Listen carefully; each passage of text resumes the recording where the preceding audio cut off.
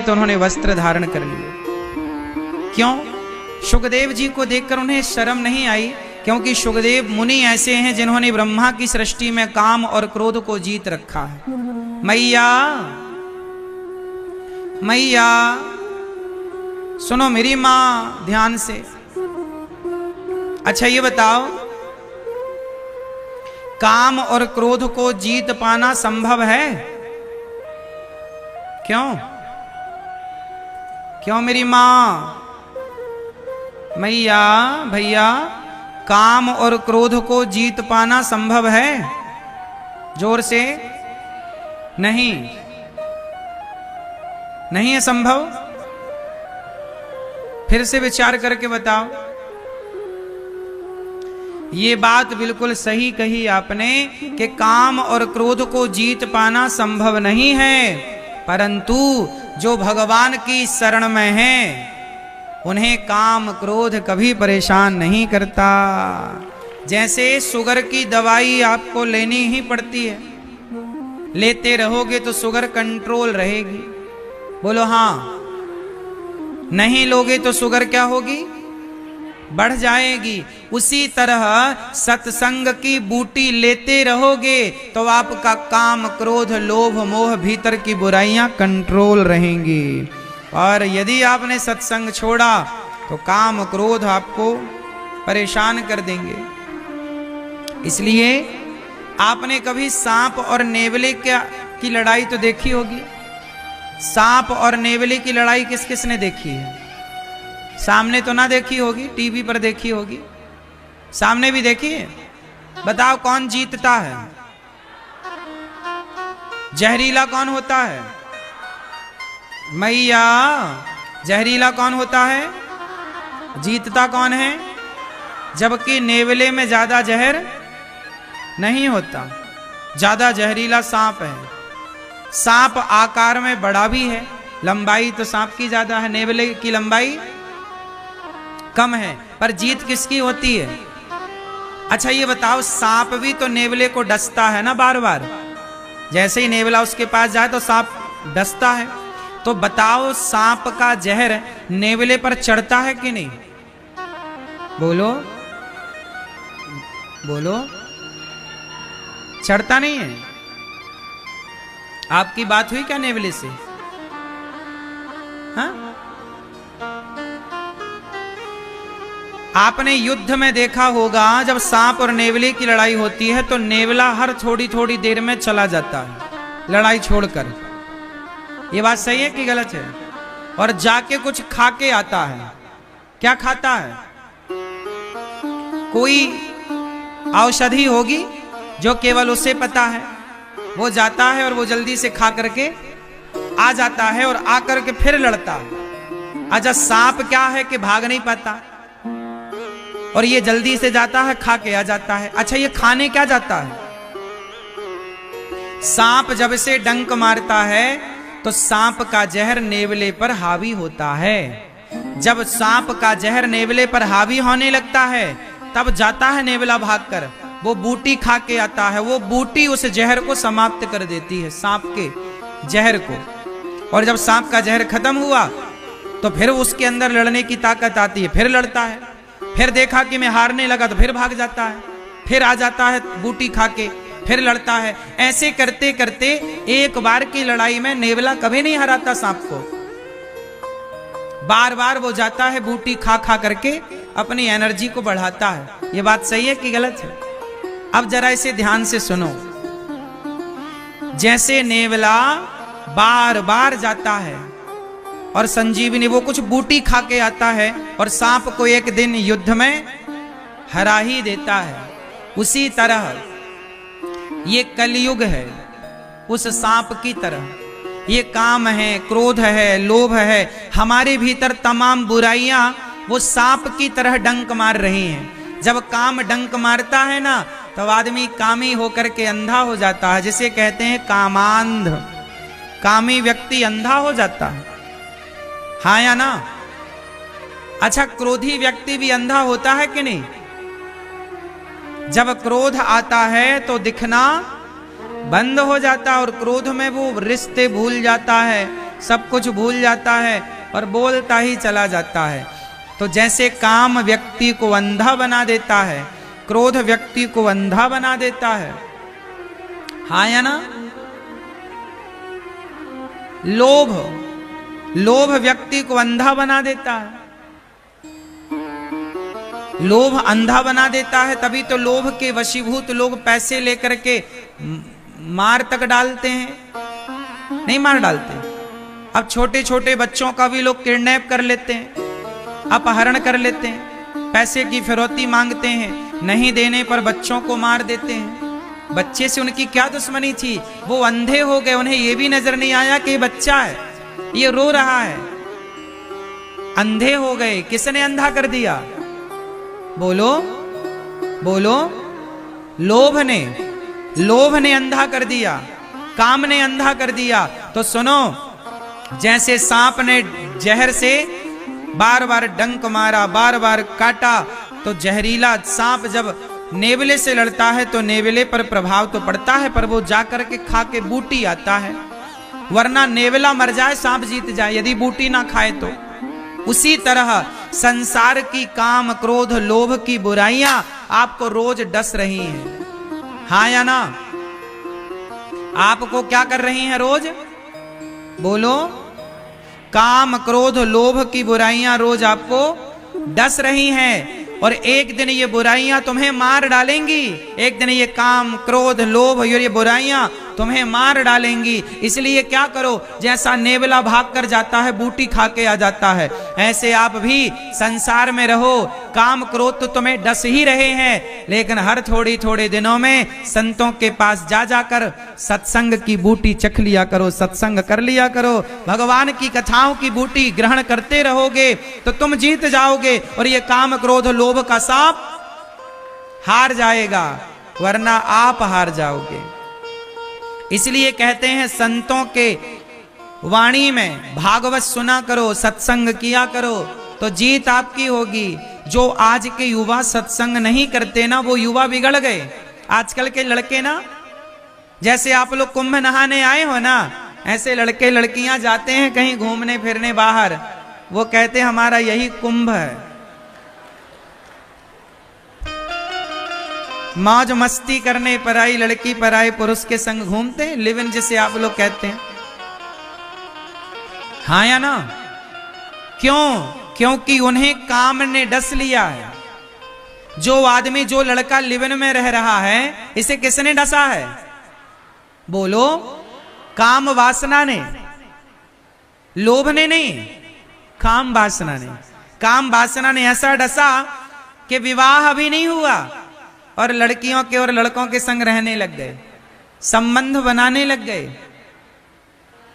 रिश्ते बना रहे हैं, संबंध बना रहे हैं, लिव इन में रह रहे हैं, अभी शादी नहीं हुई। जबकि हमारे यहाँ विधान है कि बिना विवाह के पराई स्त्री पराई पुरुष का, जब तक आपका विवाह ना हो जाए, पत्नी ना जाए, पति ना जाए, तब तक आप अपने इच्छाओं को, वासनाओं को कंट्रोल रखिए, ब्रह्मचर्य का पालन कीजिए। पहला आश्रम ब्रह्मचर्य आश्रम है, फिर दूसरा है गृहस्थ, फिर तीसरा है वानप्रस्थ, फिर चौथा है सन्यास।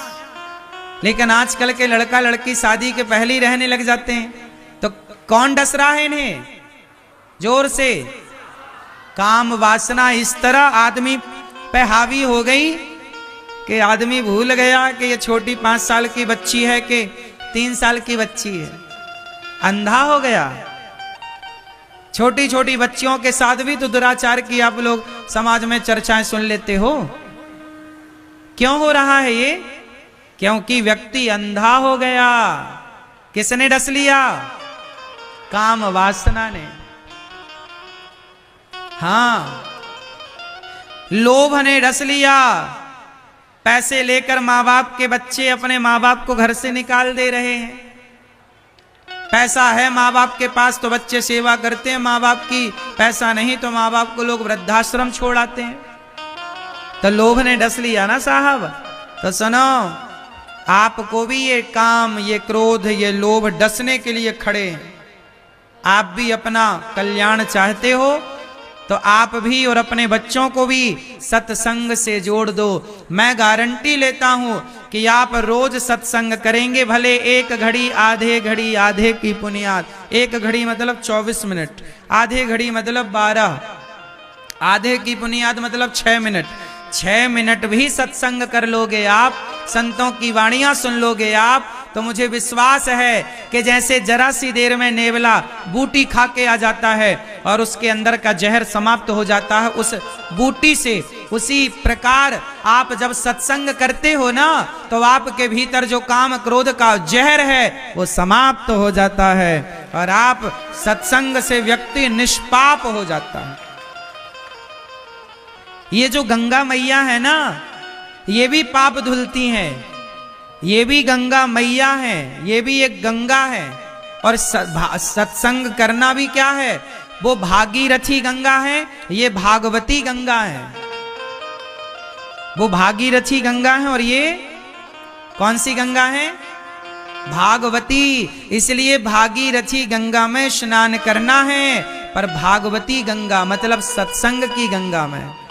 किस गंगा में, सत्संग की गंगा में डुबकी लगाओगे तो तुम्हारे भीतर जितना भी जहर है, काम का जहर, क्रोध का जहर, लोभ का जहर, बुराइयों का जहर, वो जहर इस सत्संग के जल से साफ हो जाएगा, निर्मल हो जाएगा, सारा पाप ताप संताप समाप्त हो जाएगा और व्यक्ति पापात्मा से पुण्यात्मा हो जाए। इसलिए कहते हैं ना, भागवत सुनो, सत्संग करो, तभी ना पापात्मा से पुण्यात्मा होएगा। अच्छा ये बताओ, शरीर में रोग फैल चुका है तो क्या करना पड़ेगा, परहेज करते हुए जो डॉक्टर वैद्य जी औषधि दें, नियमित रूप से औषधि लेते रहिएगा, परहेज करते रहिएगा, एक दिन आपके शरीर में फैला हुआ रोग कंट्रोल होगा कि नहीं।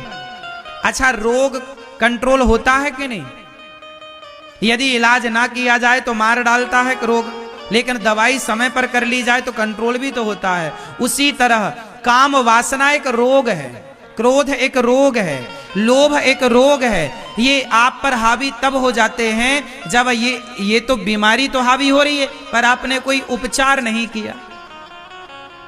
क्या नहीं किया, क्या नहीं किया, उपचार नहीं किया। सत्संग करते रहिएगा, गारंटी लेता हूं काम वासना कभी तुम पर हावी नहीं हो सकती। सत्संग करते रहिएगा, क्रोध कभी तुम पर हावी नहीं हो सकता। सत्संग करते रहिएगा, लोभ कभी हावी नहीं होगा। लोभ तब हावी होता है जब आप सत्संग नहीं करते। ये समाज बिगड़ कौन लोग रहे हैं, जो सत्संग करने वाले हैं, जो संतों से जुड़े हैं, जो सत्संग करते हैं, वो लोग नहीं बिगड़ रहे हैं। जो सत्संग से नहीं जुड़े वो लोग बिगड़ रहे हैं। तुमने आंगन नहीं बुहारा, कैसे आएंगे भगवान। चंचल मन को नहीं सवारा, कैसे आएंगे भगवान। हाँ,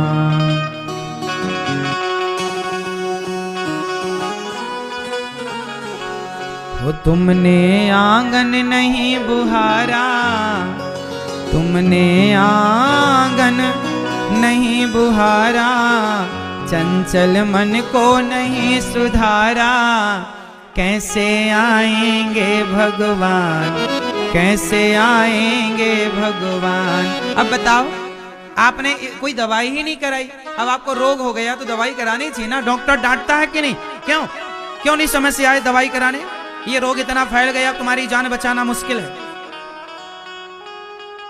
तो जान बच जाती ना, तुम समय से आ जाते, ये तुम्हारे बच्चे बच जाते, तुम समय से नहीं सत्संग से जोड़ देते, तो सत्संग से जोड़ देते, संतों से जोड़ देते, तो तुम्हारी ये युवा पीढ़ी भटकती ना। वो तुमने आंगन नहीं बुहारा, चंचल मन को नहीं सुधारा, कैसे आएंगे भगवान, कैसे आएंगे भगवान, कैसे आएंगे भगवान, कैसे आएंगे भगवान।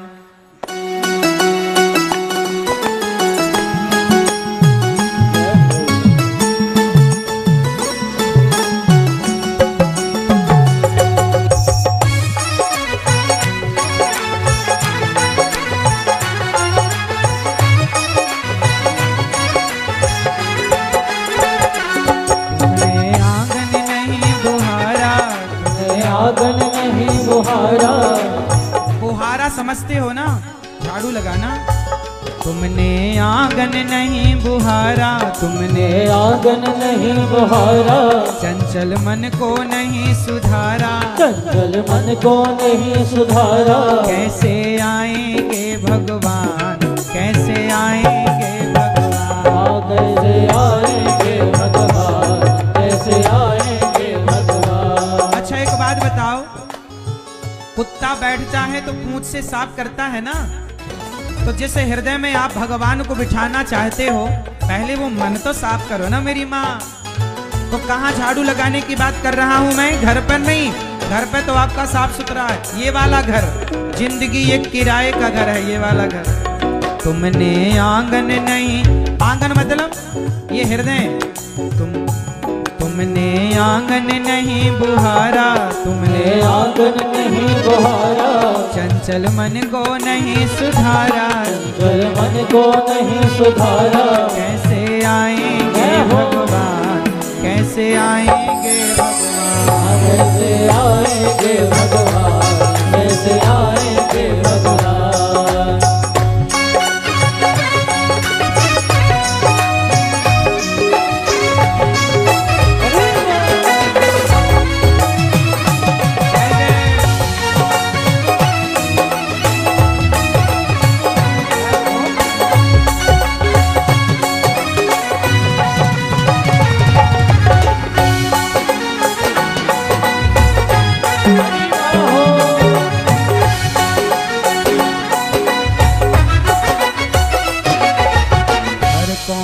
कलमश कषाय की लगी हुई है ढेरी, हर कोने कलमश कषाय की लगी हुई है ढेरी। नहीं ज्ञान की किरण कहीं भी, हर कोठरी अंधेरी, नहीं ज्ञान की किरण कहीं भी, हर कोठरी अंधेरी। आंगन चौबारा अंधियारा, आंगन चौबारा अंधियारा, आंगन चौबारा अंधियारा, आंगन चौबारा अंधियारा। कैसे आएंगे भगवान, कैसे आएंगे भगवान, ओ कैसे आएंगे भगवान, कैसे आएंगे भगवान। आंगन नहीं बुहारा, आंगन नहीं बुहारा, चंचल मन को नहीं सुधारा, चंचल मन को नहीं सुधारा। कैसे आएंगे भगवान, कैसे आएंगे भगवान, कैसे आएंगे भगवान, कैसे आएंगे भगवान।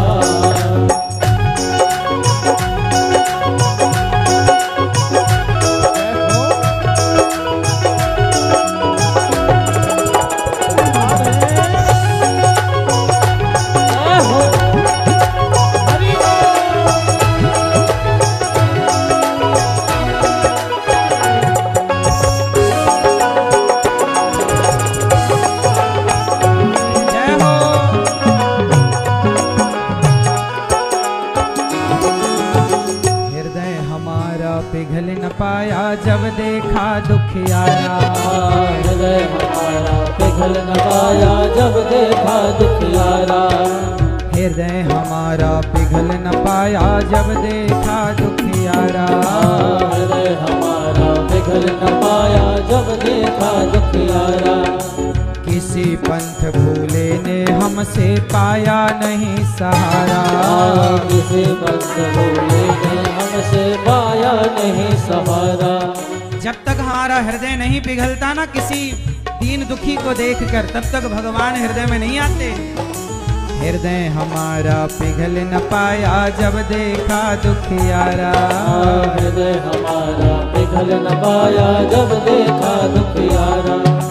किसी पंथ भूले ने हमसे पाया नहीं सहारा, किसी पंथ भूले ने हमसे पाया नहीं सहारा। सूखी है करुणा की धारा, सूखी है करुणा की धारा, सूखी है करुणा की धारा, सूखी है करुणा की धारा। कैसे आएंगे भगवान, हरि बोल। कैसे आएंगे भगवान, कैसे आएंगे भगवान, कैसे आएंगे भगवान, कैसे आएंगे भगवान, कैसे आएंगे भगवान, कैसे आएंगे भगवान, कैसे आएंगे भगवान।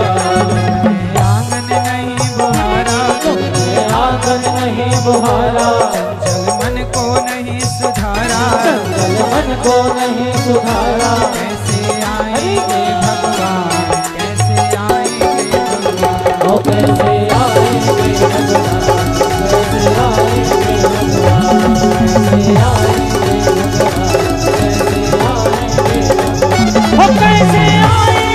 भगवान, ओ कैसे आएंगे भगवान, कैसे आएंगे भगवान, ओ कैसे आएंगे भगवान, कैसे आएंगे भगवान,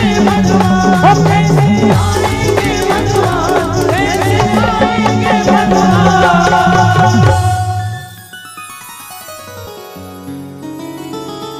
अंतर के पट खोल देख लो, ईश्वर पास मिलेगा। हर प्राणी में ही परमेश्वर का आभास मिलेगा।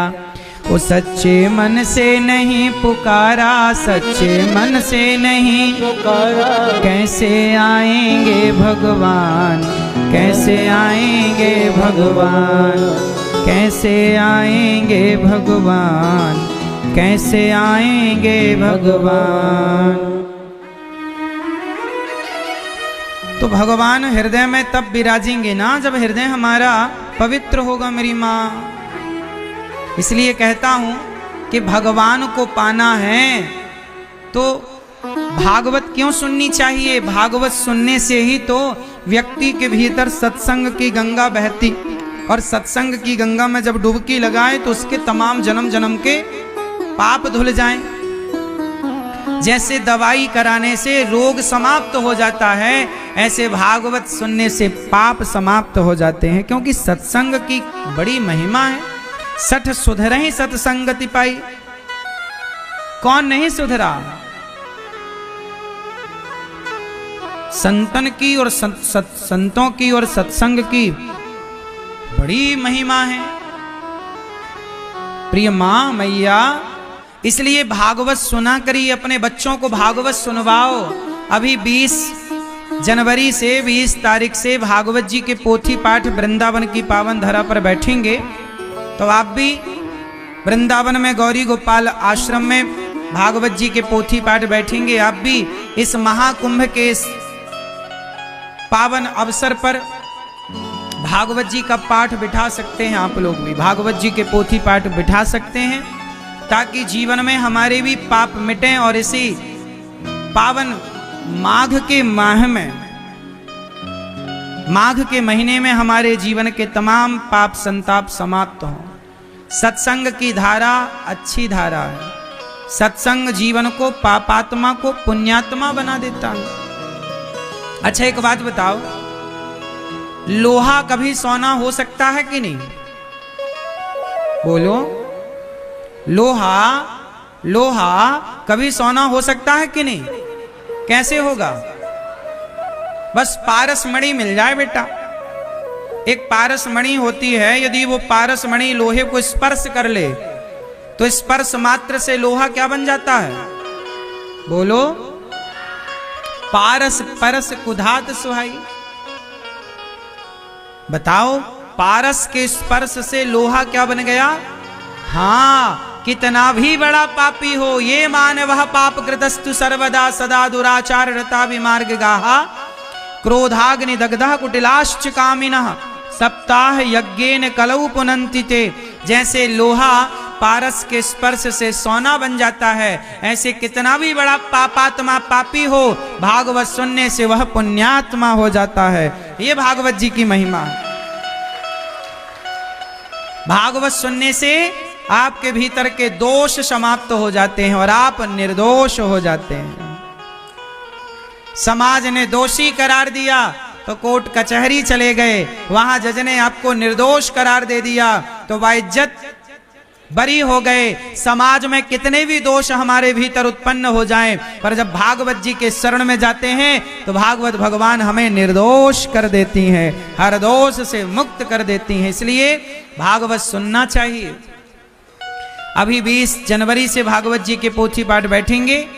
कुंभ का मेला हमारे भारत में चल रहा है प्रयाग में, और ये कुंभ के पावन अवसर पर साथी माघ का महीना आप भागवत जी की पाठ जरूर बिठाएं, जरूर सुने और जीवन को इस पावन से पुण्य श्रृंखला से अपने आप को जोड़ लें। गौरी गोपाल भगवान की कृपा से इस प्रयागराज में भी जब तक कुंभ मेला होगा तब तक यहाँ पर सेवा की अमृत धारा, सेवा की गंगा बहती रहेगी। और सेवा ही एक ही संकल्प, एक ही नारा, सेवा ही है धर्म हमारा। हमारा धर्म क्या है मेरी माँ? सेवा। सेवा ही परमो धर्म। सबसे बड़ी क्या है? सेवा। और सेवा किसकी? गौरी गोपाल आश्रम में वृद्ध माताओं की सेवा होती है। 290 वृद्ध माताएं। आप में से कितने लोग वृंदावन गौरी गोपाल आए? जो आए वो हाथ उठाएं। आए हैं? इतने लोग आए हैं। जो नहीं आए सो सबको निमंत्रण दे रहा हूं। प्रयागराज के भक्तों, आप सभी भी अब गौरी गोपाल आइएगा और आपको निमंत्रण देने ये दास अनिरुद्ध आया। गौरी गोपाल आश्रम में वृद्ध माओं का दर्शन करिए। वृंदावन में एक सबसे बड़ी सेवा जानते हैं क्या है? गौरी गोपाल में वृद्ध माओं की सेवा से जो सेवा है वहां, ये सेवा तो है ही बड़ी। एक और बड़ी सेवा है रसोई की सेवा। गौरी गोपाल भगवान की रसोई पूरे भारत की सबसे बड़ी रसोइयों में एक रसोई है, जहां 24 घंटे भरपेट भोजन मिलता है भक्तों को। गौरी गोपाल जी की रसोई में कोई भी आओ, सवेरे से शाम तक लाखों लोग वृंदावन में भोजन करते हैं और करोड़ों लोग इस प्रयागराज में भोजन करेंगे। आप सबसे मेरी प्रार्थना है, इस प्रयाग में, इस कुंभ में करोड़ों लोग आने वाले हैं। और सभी क्यों आ रहे हैं जानते हो? गंगा मैया में डुबकी लगाने, संतों का दर्शन करने। माघ के माह में जब प्रयागराज की ओर आप अपना एक कदम बढ़ाते हैं तो आपके भीतर जो पाप होते हैं ना, वो डरने लग जाते हैं, थर थर कांपने लग जाते हैं। और वो पाप, सारे ताप, पाप संताप भागने के रास्ता ढूंढने लग जाते हैं। जैसे ही आप इस प्रयाग में प्रवेश करते हैं वैसे ही आप निष्पाप हो जाते हैं। ये धाम की महिमा। इसलिए अब सोचिए कि धाम प्रयागराज जी में आने वाले करोड़ों भक्त हैं और वो सभी गंगा मैया में स्नान करने, संतों का दर्शन करने और भागवत की कथा सुनने आ रहे हैं। अब उन भक्तों को यदि प्रयाग में भरपेट भोजन मिल जाए तो बताइए, इस पुण्य से बड़ा कोई पुण्य होगा? अन्नदान से बड़ा कोई दान होता है? इसलिए कहता हूं, आप भी इस प्रयाग में जो कुंभ का मेला है, इसमें जो दर्शनार्थी हैं उन्हें भरपेट भोजन मिले। साधु संत हैं, भक्त हैं, सबको भोजन मिल जाए। तो गौरी गोपाल जी के इस अन्न क्षेत्र में, गौरी गोपाल जी के इस रसोई में, जो अन्न क्षेत्र यहाँ पर प्रयागराज जी में आज से प्रारंभ हुआ, लाखों लोग प्रसाद पाएंगे। तो आप भी अपने अन्न की आहुति डालिएगा थोड़ा सा, कि आपकी भी 2 रोटी 2 पूड़ी, थोड़ी सी खिचड़ी आपकी भी यहाँ पहुँचे और आपका प्रसाद यहाँ भक्तों को बांटा जाए। तो आप भी इस सेवा से जोड़िएगा। आज ये प्रथम दिन का प्रसाद दर्शन आप कर रहे हैं। हजारों भक्तों ने प्रसाद लिया और अभी भी प्रसाद चल ही रहा है। अब यहाँ भी अखंड, आप मान लीजिए कि अखंड अन्न क्षेत्र यहाँ चलेगा। सुबह से लेकर जब तक प्रसाद पाने वाले भक्त रहेंगे तब तक चलेगा। ये भगवान ने ये दास अनिरुद्ध को अन्न सेवा की सेवा दे रखी है कि तुम्हें कुंभ में ये सेवा करनी है।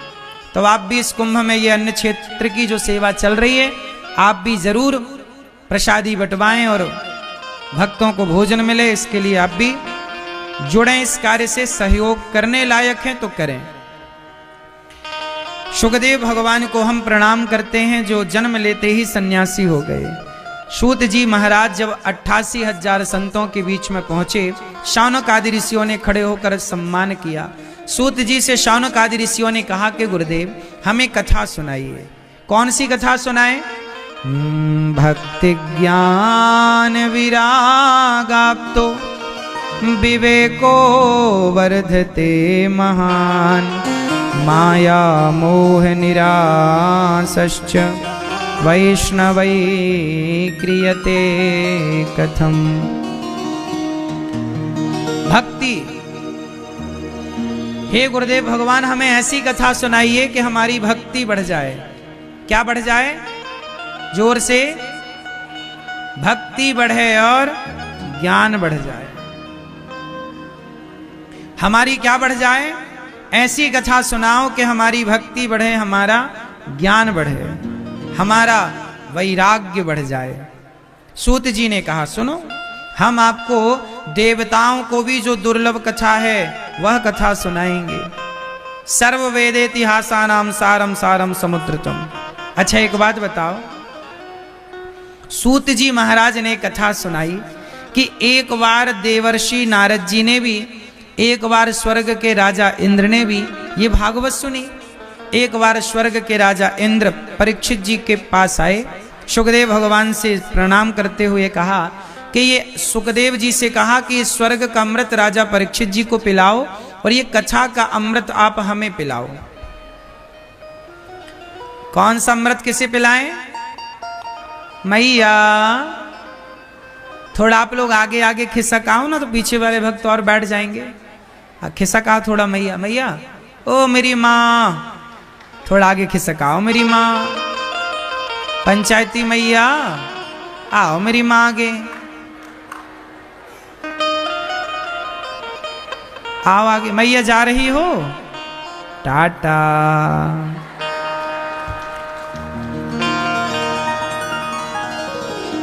टाटा। बैठो। सब लोग मैया खिसक लो मेरी माँ आगे।